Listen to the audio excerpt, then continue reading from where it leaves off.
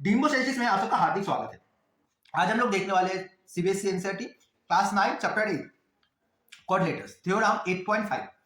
If in a quadrilater each pair of opposite angle is equal then it is a parabola.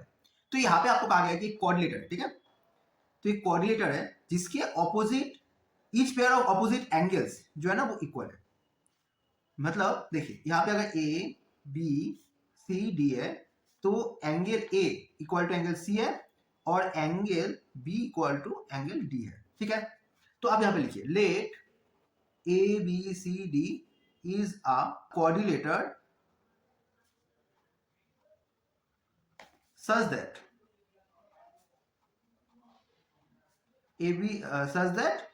angle A equal to angle C and angle B equal to angle D, ठीक है। ये आपको given दिया हुआ है और आपको दिखाना क्या है, we have to prove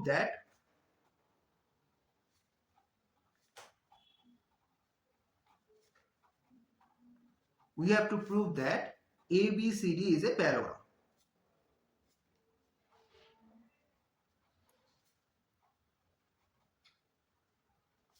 ठीक है। देखिए आपको पता है, वी नो दैट, आपको पता है कि चारों एंगल का क्वाड्रिलेटर के चारों एंगल का सम जो होता है वो 360 होता है, ठीक है। तो आप लिखिए वी नो दैट और यहां पे आप प्रूफ लिख लीजिए, ठीक ना। We know that sum of interior angle of a quadrilateral is interior angle of a quadrilateral is 360. So angle A plus angle B plus angle C plus angle D equal to 360. आपको पता है कि angle A और angle C equal है और angle B और angle D equal है, तो यहां पे आप लिख सकते हैं 2 of angle A plus angle B equal to 360 और angle A plus angle B equal to 180। अगर हम 360 को 2 से डिवाइड करेंगे तो 180 मिल जाएगा। तो देखिए ये अगर 180 हो गया तो आपको पता है कि if a transversal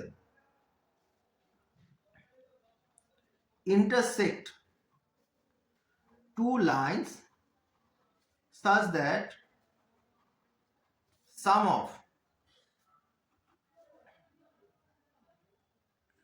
interior angle on the same side of the transversal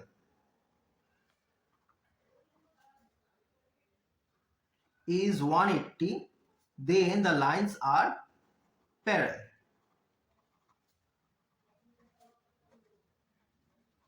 मतलब मैंने क्या लिखा, मैंने लिखा कि अगर दो लाइन को एक ट्रांसवर्सल इंटरसेक्ट करते हैं और अगर उनके same side of the transversal उनके अगर एंगल का सम 180 होता है तो वो जो लाइन है वो पैरेलल है। इसका मतलब हो गया कि एंगल, तो इसका मतलब हो गया कि AD parallel to BC।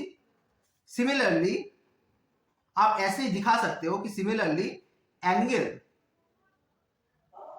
A plus angle D equal to 180 दिखा सकते हो, ठीक है। और इसका मतलब आ जाएगा कि AB पैरेलल टू BC।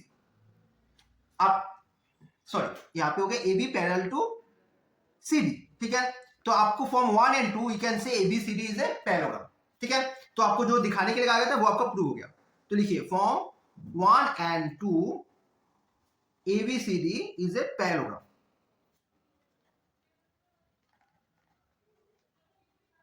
ठीक है। तो हो गया आपका, बहुत ही आसान था।